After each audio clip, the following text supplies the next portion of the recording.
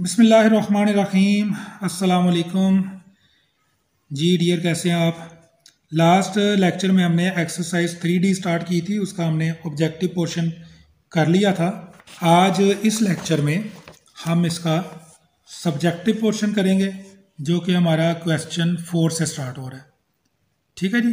तो इसमें जनाब मल्टीप्लिकेशन का क्वेश्चन है। ये हमारा 4, 5 एंड 6 जो है ये मल्टीप्लिकेशन के हैं। फिर 7, 8, 9 जो है 7, 8 जो है ये हमारे डिवीजन के क्वेश्चन है। और फिर ये 9 और 10 में हमने जो 2 लॉज पढ़े थे ये उनके बारे में क्वेश्चंस हैं। तो हम जो है वो इनको सबको जो है अभी हम देखते हैं और करते हैं। चले हम 4th क्वेश्चन से स्टार्ट करते हैं जी। लेकिन जी 4th क्वेश्चन में हमारे पास यहाँ पे ABCD 4 इसके क्वेश्चंस हैं।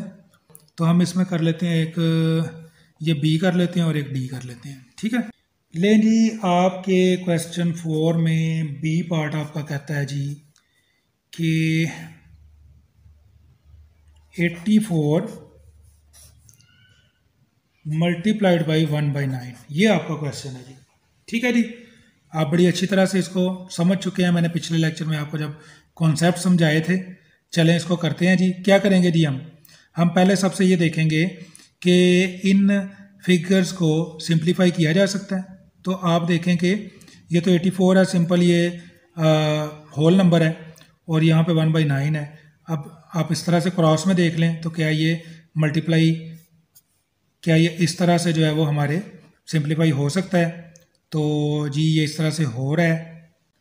तो हम इसको 3 से डिवाइड करते हैं हम दोनों को। 3 3 ज़ा 9 एंड 3 2 ज़ा 6, 3 8 ज़ा 24। ओके, 3 2 ज़ा 6, यहाँ से 2 रिमेनिंग आया, इधर 24 हो गया, और 3 8 ज़ा 24। अब ये मज़ीद जो है वो सिंप्लीफाई नहीं होता। तो ये हमारे पास क्या आ गया, हमारे पास आ गया 28/1 इंटू 1/3। अब इसको सिंपली आप मल्टीप्लाई कर लें, 28 इंटू 1 और 1 इंटू 3। नोमिनेटर को नोमिनेटर के साथ, डिनोमिनेटर को डिनोमिनेटर के साथ। तो ये आपके पास आ गया 28/3। अब ये क्योंकि आपके पास इम्प्रॉपर फ्रैक्शन आ गया है, तो आप इसको चाहें तो आप इसको मिक्स फ्रैक्शन में लिख सकते हैं सिंप्लीफाई करके। तो वो क्या होगा, 3 9 ज़ा 27, और यहाँ से 1 रिमेनिंग बचेगा, और 3 9 होल 1/3 आपका इसका आंसर आ जाएगा। ठीक है जी। नेक्स्ट इसका जी हम डी पार्ट करते हैं।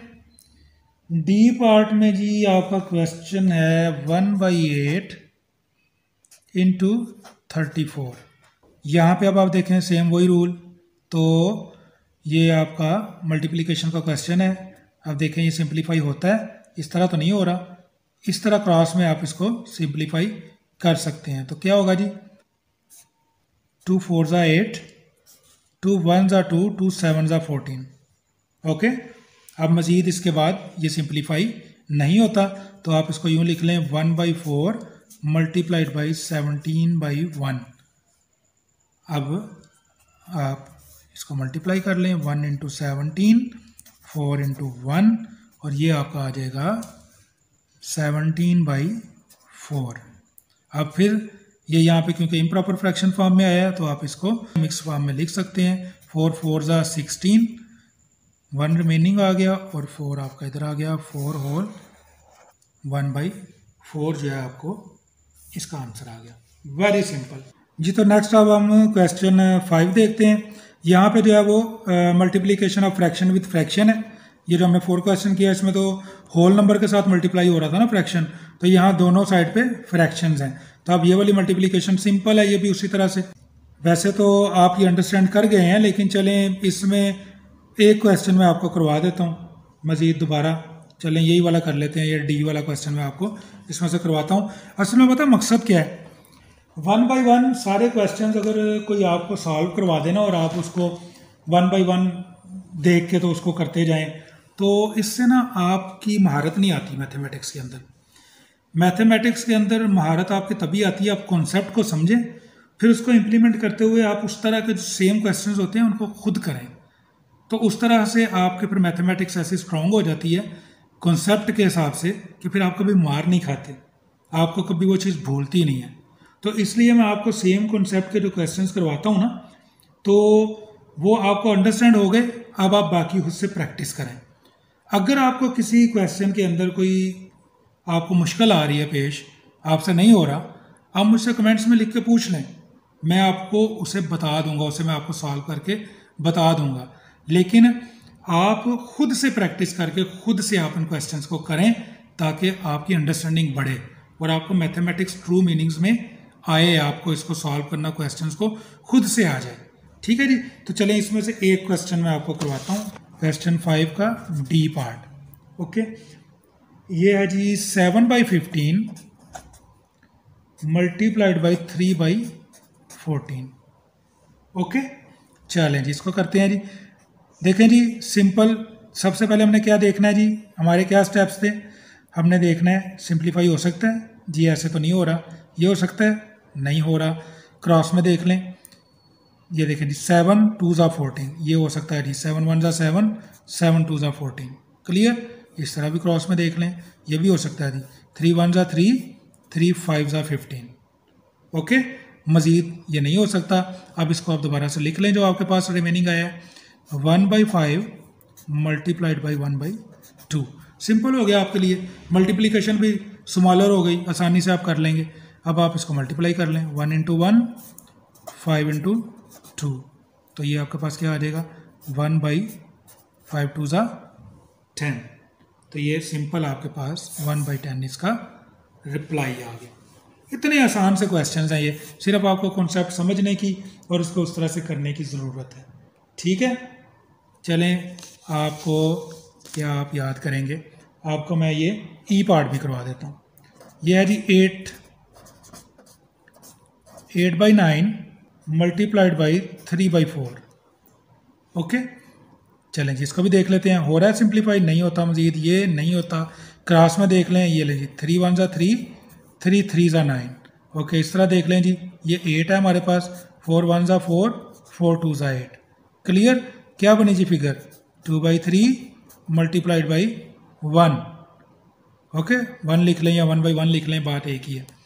ओके, अब इसको आप देखें जी, ये आप मल्टीप्लाई कर लें, 2 × 1 3 × 1, ये आपका आ गया 2/3। सिंपल आपका इसका भी आंसर आ गया। इंतहाई आसान क्वेश्चन हैं ये, बाकी भी आप खुद से अब इनको सॉल्व कीजिएगा जी। तो इसके बाद नेक्स्ट हमारा जो क्वेश्चन है, क्वेश्चन नंबर 6। अब इसमें भी मल्टीप्लिकेशन ही है। अब आपके सामने क्या आ गया है, आपके पास मिक्स फिगर्स आ गई हैं। ठीक है, तो सिंपली आपने क्या करना है, अब पहले इनको आपने इम्प्रॉपर फ्रैक्शन में कन्वर्ट करना है, फिर यही वाला जो मेथड आपने सीखा है इस तरह से आपने मल्टीप्लाई करना है। चलिए ये दोनों एंड वाले कर लेते हैं, डी और ई आपको करवा देता हूँ इसमें।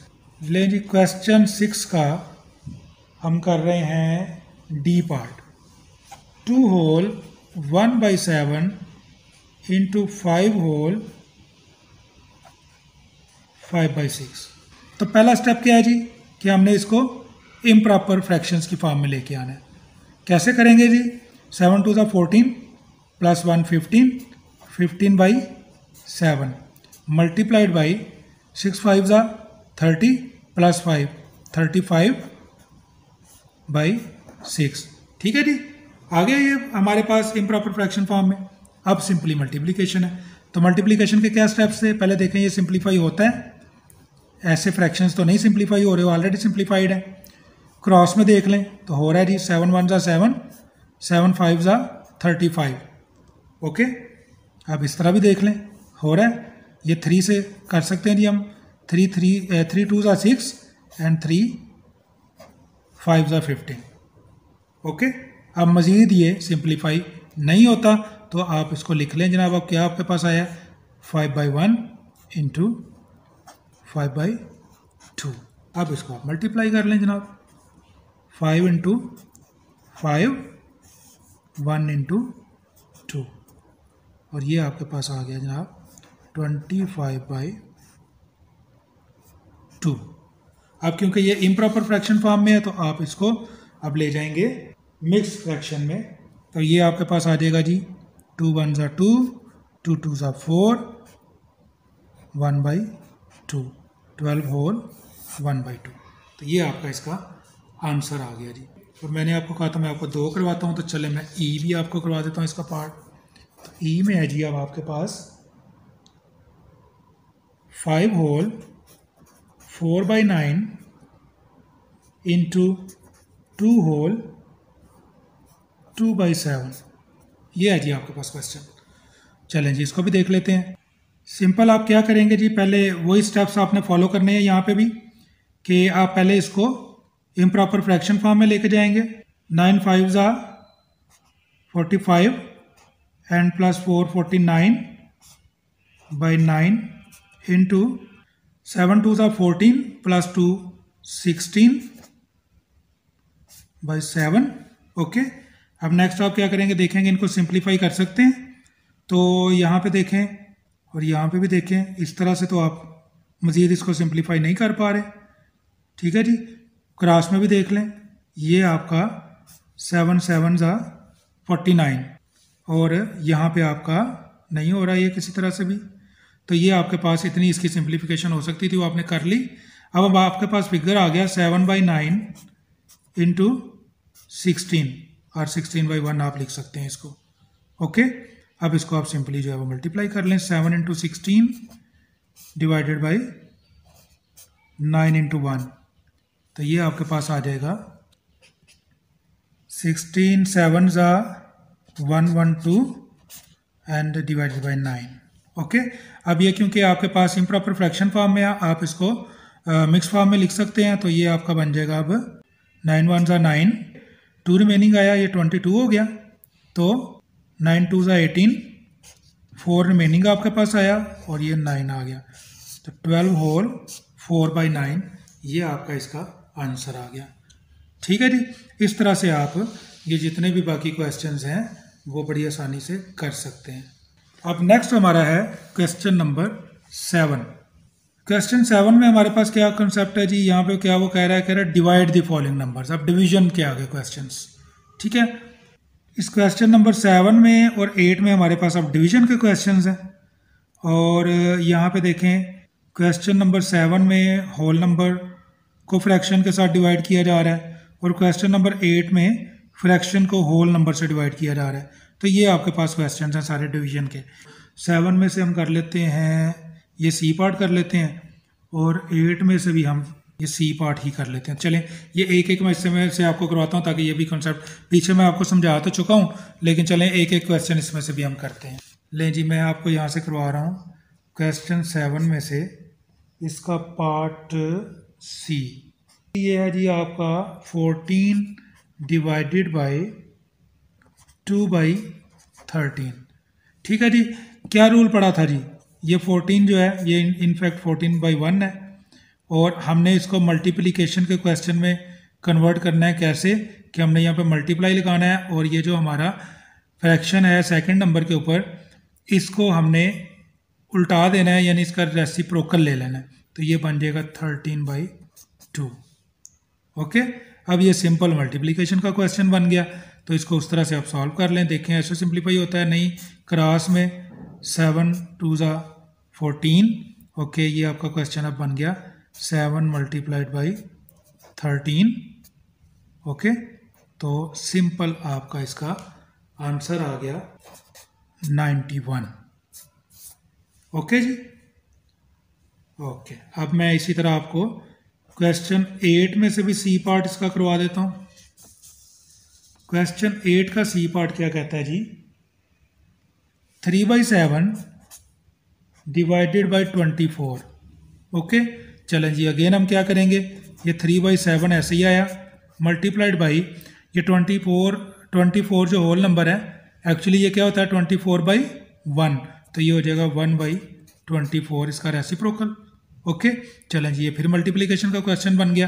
तो देखें ऐसे सिंप्लीफाई हो रहा है, नहीं क्रॉस में देख लें तो ये देखें 3 8 ज़ा 24। ठीक है जी, ये आ गया जी आपके पास। तो अब इसको मज़ीद नहीं होता ये सिंप्लीफाई, तो इसको आप लिख लें। आपके पास जो आया 1/7 इंटू 1/8 आ गया आपके पास।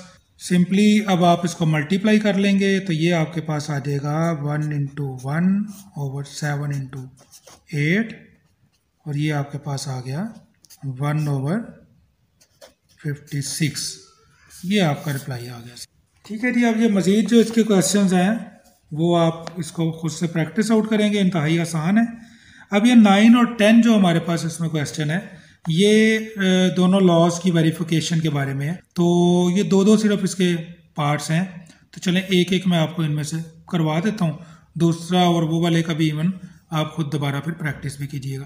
तो चलें इनके सेकंड पोर्शन हम जो है वो कर लेते हैं। इसका भी बी और इसका भी बी मैं आपको करवा देता हूँ यहाँ पे प्रैक्टिस आउट।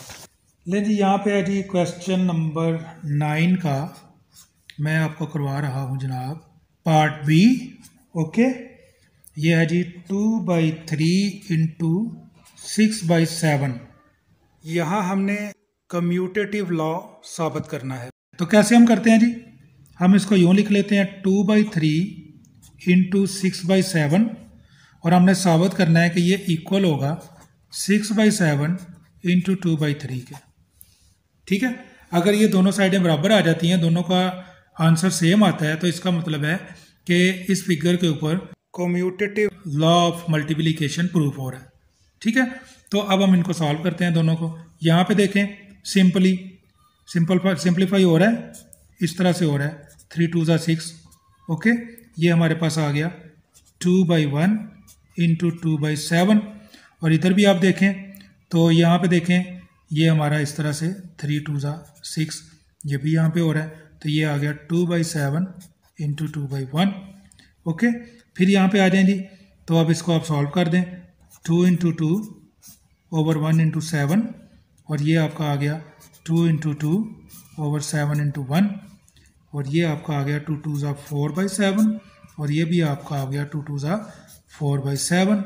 तो आपका जो लेफ्ट हैंड साइड है वो इक्वल आ गया राइट हैंड साइड के।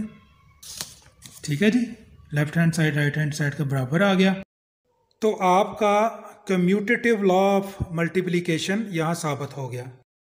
दूसरा हमारे पास अब जो क्वेश्चन नंबर 10 है उसमें वो कह रहा है कि जी प्रूव करें एसोसिएटिव लॉ ऑफ मल्टीप्लिकेशन। तो इसका भी हम बी पार्ट कर लेते हैं जी। इसमें है जी 2 होल 1/2, 1 होल 1/4 और 3 होल 1/5, ये फिगर्स हैं जी। अब इसको हम यूँ लिखें 2 whole 1/2 into 1 whole 1/4 into 3 whole 1/5 और हम इसको ब्रैकेट आउट कर लें और या फिर हम यूँ लिखें 2 whole 1/2 multiplied by 1 whole 1/4 and multiplied by 3 whole 1/5 और हम इसको ब्रैकेट आउट कर लें तो हमारे एसोसिएटिव लॉ ऑफ मल्टीप्लिकेशन के मुताबिक इन दोनों का आंसर जो है इनका प्रोडक्ट जो है वो सेम आना चाहिए। ठीक है, तो चले हम देख लेते हैं इसको भी क्या आता है सेम कि नहीं आता। तो इसको सॉल्व करें, कैसे करते हैं, पहले इसको आप करेंगे इम्प्रॉपर फ्रैक्शंस में कन्वर्ट। तो ये आ गया 2 2 4 एंड +1 5/2 इंटू ये आपका आ गया 4 1 4 एंड 1 5/4 और ये आपका आ गया 5 3 15 एंड 1 16/5।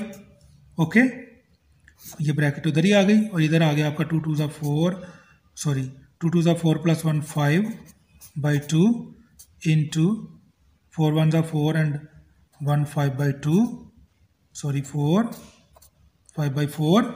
ओके, ब्रैकेट इधर ही आ गई और उसके बाद आपका आ गया मल्टीप्लाइड बाई 3 5 15 एंड 1 16/5। ये वही सेम फिगर्स इधर आ गई और ब्रैकेट आपकी सिर्फ पोजीशन उसकी ब्रैकेट की चेंज हो गई, आपका ग्रुप चेंज हो गया ब्रैकेट वाला। ओके, अब नेक्स्ट आप देखें जी, अब इसको सॉल्व कर दें आप। तो आपको सोल्यूशन का इसका रूल पता है कि पहले आप ब्रैकेट को सॉल्व करते हैं फिर उसके बाद आप ब्रैकेट से बाहर वाले के साथ उसको सॉल्व करते हैं। तो अगर इसको हम करें तो हम करेंगे 5/2 इंटू, पहले इसको सॉल्व कर लें, सिंप्लीफाई हो रहा है नहीं हो रहा, यहाँ पे हो रहा है 5 1 5 5 1 5। ओके, और ये भी हो रहा है 4 4 16। ओके, तो ये फिगर आपका बन गया 1/1 इंटू 4/1, ये बच गया ना अब आपका। आप इधर भी आ जाएं, आप साथ साथ ही करते जाएं। ये देखें 5/2 सिंप्लीफाई होता है, नहीं जी। ये भी मज़ीद सिंप्लीफाई, नहीं जी। अब इसको क्रॉस में देख लें, ये नहीं होता जी, ये भी नहीं होता, तो ये इसी तरह आ जाएगा 5/2 इंटू 5/4 और ये आपका आ गया 16/5। अब नेक्स्ट स्टेप में आप देखें जी, इसको आप मल्टीप्लाई कर दें।